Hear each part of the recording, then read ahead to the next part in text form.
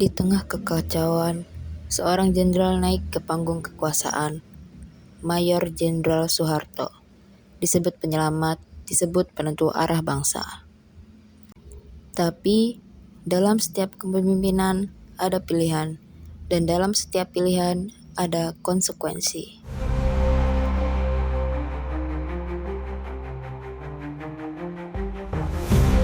Inilah kisah tentang kekuasaan yang menjulang, dan bagaimana keputusan-keputusan di balik tirai itu membentuk sejarah Indonesia.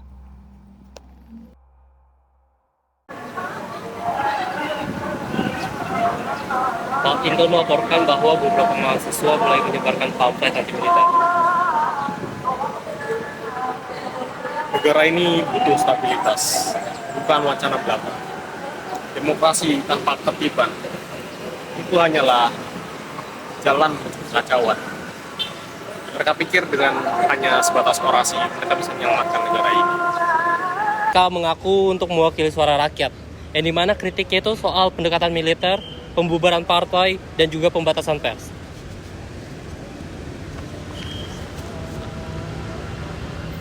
Kalau semua bicara siapa yang memimpin, rakyat butuh kepastian, bukan kebisingan. Ini bukan soal kebebasan, ini soal selamat atau hancur. Setelah G30 SPKI kemarin, negara ini hampir saja tenggelam. Dan saya tidak akan biarkan itu terjadi lagi. Baik Pak, kami semua akan tetap berada di belakang Bapak.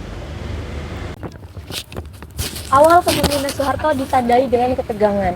Ia dianggap mampu menyatukan bangsa setelah tragedi G30S. Tapi sejak awal, kekuasaannya dibangun lewat jalur militer, sentralistik, tertutup. Di balik layar, kontrol terhadap media mulai terasa. Berita harus disetujui, topik G30S tabu, kritik dibungkam, tapi rakyat saat ini masih butuh ketenangan.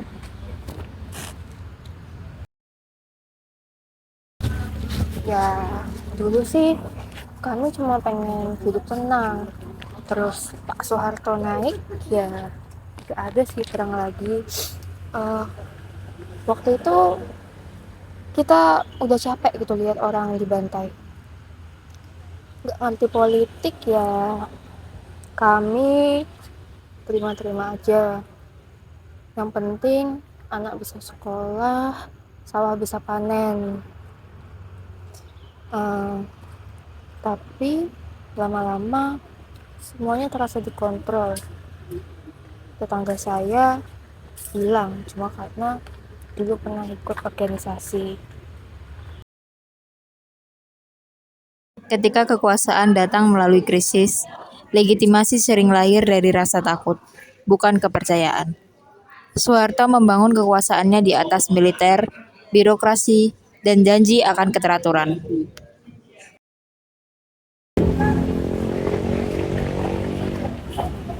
Jadi tahun ini inflasi terus naik, investasi asing terus masuk, dan devisa kita stabil. Baik, lanjutkan pembangunan. Siapa? Jalan-jalan di desa harus selesai tahun ini. Saya ingin setiap anak di pelosok harus bisa sekolah. Siapa? Program SD sudah mulai berjalan. Baik. Tahun 1980-an, Soeharto dikenal sebagai Bapak Pembangunan. Pemerintah menggelontorkan dana besar untuk infrastruktur dan pendidikan. Citra stabil dan makmur mulai terbentuk di mata rakyat dan dunia. Iya, sekarang di kampus saya ada SD. Sepupu-sepupu saya yang kecil bisa belajar baca. Dulu mana bisa. Tapi harga beras, gula makin naik. Kadang susah juga mau beli sembako. Iya sih, ada bantuan. Tapi kadang cuma sampai ke RT atas. Yang hasil kecil begini suka dilupain aja. Coba bicara soal korupsi, soal pembungkaman media, tentang nepotisme. Tapi ruangnya sempit. Ormas dikendalikan, media dikontrol, dan mahasiswa diawasi. Kami mulai sadar Stabilitas ini dibangun atas ketakutan. Banyak yang tidak tahu bahwa saat ini berita kita sedang dipantau. Ada topik yang tidak boleh dimuat, terutama soal LSM, mahasiswa, dan juga keluarga presiden. Ada di mana masa tentang kebenaran harus menunggu izin untuk terbit. Laporan mingguan, Pak. Dan juga beberapa dosen dan mahasiswa diidentifikasi terlibat gerakan bawah tanah.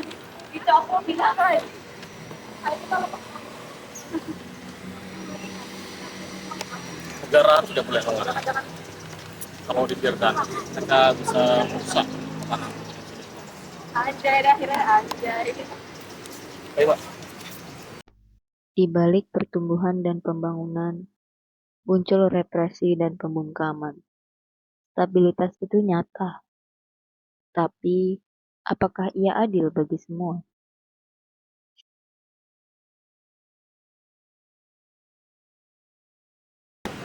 Pak, kurs rupiah mulai jatuh drastis, investor kabur, dan bank mulai gelap kolaps. IMF menawarkan bailout, tapi syaratnya bukan khasnya dan transparansi. Saya tidak mau negara ini dicampuri hasil. Kita apa sih? Tapi Pak, sembako melonjak, industri turun, dan juga kita mengalami PHK massal.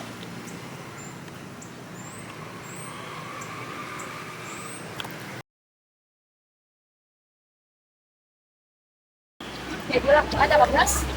Ada bang, beras. Cuma bang, sekarang kok dulu ay. Makanya yang jualan kan berapa ratus? Kayak apa ini? Kada bisa masak, habis wangi, kada buru-buru.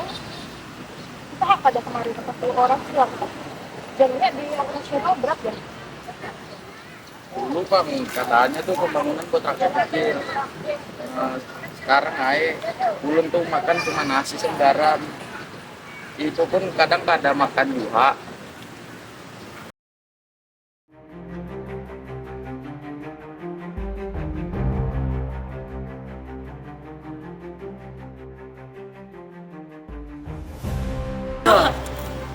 Tiga puluh dua tahun kita hidup dalam kebungkaman. Pemerintah berkata bahwa pembangunan yang mereka lakukan telah berhasil. Namun nyatanya banyak sekali rakyat mengalami kelaparan. Kita bukan musuh bangsa, namun kita ini adalah suara hati nurani bangsa itu sendiri. Reformasi. Teman-teman, hari ini kita berdiri bukan hanya untuk kita, namun untuk ibu-ibu yang ada di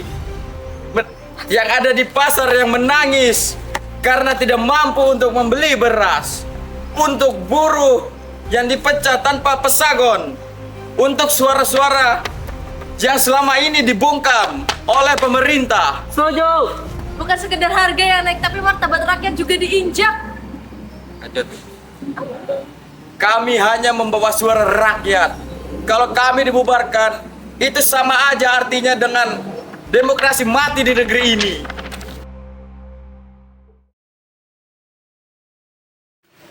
Saya nggak ngerti soal politik, Mas. Ya saya tahu, rasanya kok tiap hari makin sulit. Tapi ya udah, yang penting anak-anak bisa sekolah, bisa makan. Pak. Beberapa menteri menyatakan mundur dari Menteri Keuangan, Menteri Sekretaris, bahkan Panglima juga ikut untuk mengundurkan diri. Saya menganggap mereka. Tapi Pak, bagaimana dengan yang lainnya? Bahkan di jalanan penuh dengan massa. Apa mereka pikir negara ini bisa bertahan?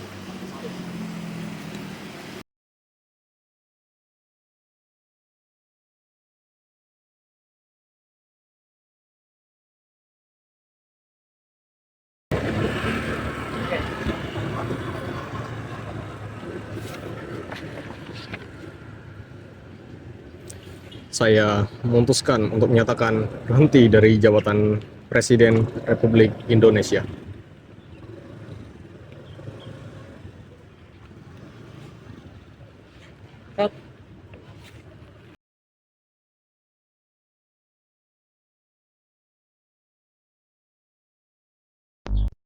Di tengah krisis yang meluluhlantahkan negeri, suara rakyat akhirnya didengar. 3 dekade kepemimpinan Soeharto berakhir dalam badai. Tapi, transisi memang tak pernah mudah.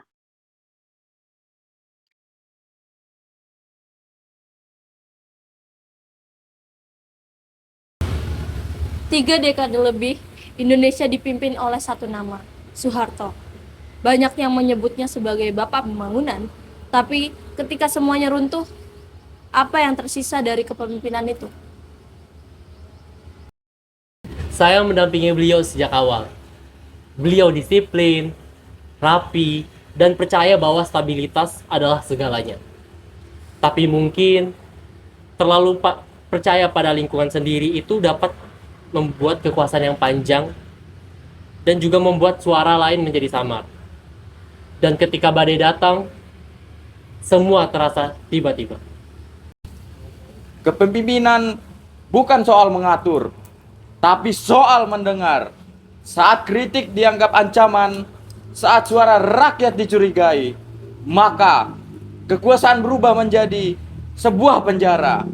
Kita turun ke jalan bukan karena benci, namun karena kami mencintai negeri ini. Karena kami ingin negara ini menjadi lebih adil, bukan menjadi negara yang sunyi. Saya cuma orang biasa. Dulu bangga juga waktu jalan dibangun, terus sekolah anak jadi dekat. Tapi makin kesini kok hidup makin berat ya rasanya. Suara kami tuh nggak sampai ke atas. Pemimpin itu harus turun, bukan cuma berdiri di atas. Dari stabilitas menuju stagnasi, dari pembangunan menuju pembungkaman, sejarah tak hanya mencatat prestasi, tapi juga peringatan bahwa kepemimpinan tanpa keseimbangan antara kekuasaan dan kerendahan hati akan runtuh oleh dirinya sendiri.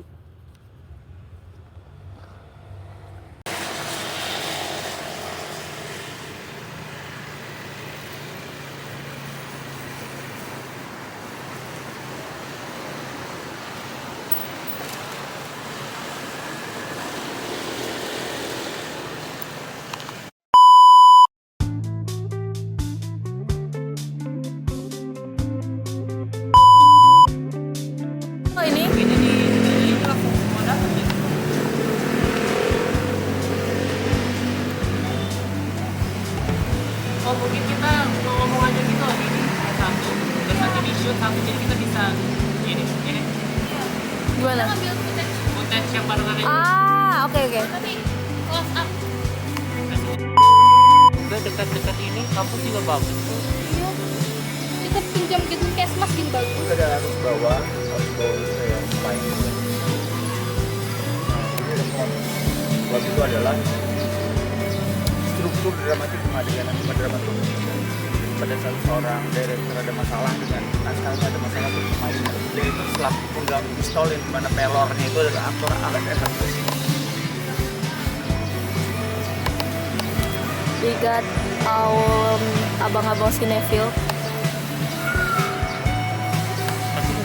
in the middle of our We want to talk.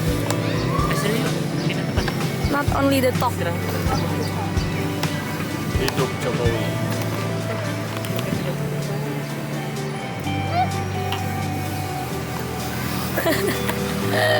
Ayolah, sekarang aja dah. Angkat aku.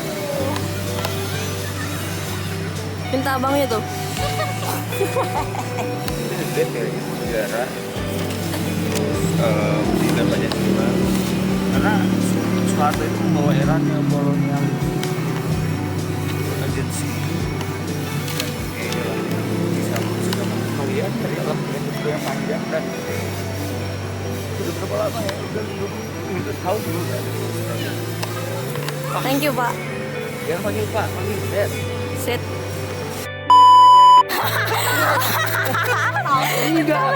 Emosinya mana gitu. Kameranya error, kameranya. Turunkan Soeharto. Beda.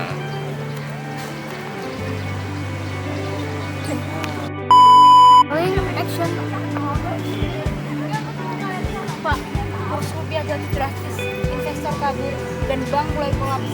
IMF menawarkan bailout, tapi ada syarat privasi dan transparansi. Saya tidak mau meremehkan campur ya. Kita urus saja sendiri. Tapi Pak nggak bisa. Wajar kamu deraan sih. Enggak, dia ditutupin lah cowok. Gimana bacanya? Aku lupa tuh ya. Aku langsung kayak bingung mau ngapain. Bagus tahu lama banget langsung berdiri. Rakyat Pak, kritiknya soal pendekatan militer, pembubaran partai dan juga pembatasan pers. Kalau semua bicara siapa yang memimpin? Rakyat.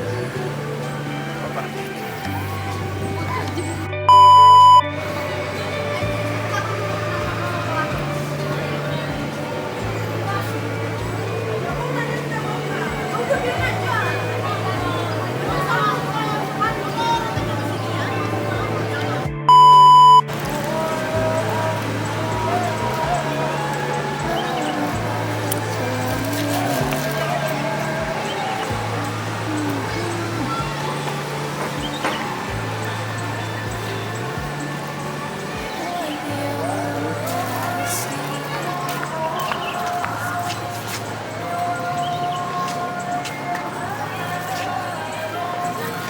Iya, berarti kita harus ngapalin ya teks. Makanya ngeprint biar sekalian di Oh gitu ya. Tapi kecil nggak sih? kecil, tapi kan bahasa Indonesia gitu.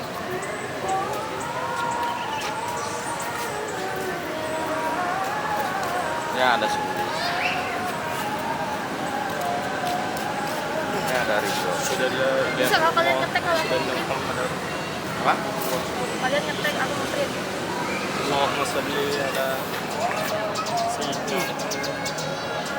Berapa kan beli kan? Ini tinggal ini aja kan yang merah ini ya. Iya. Ada yuk. Lu lagi rekam loh. Oh iya. Matikan dulu. Siswa Lagi. tembaki mahasiswa. Coba Mantap. tes aja, kan?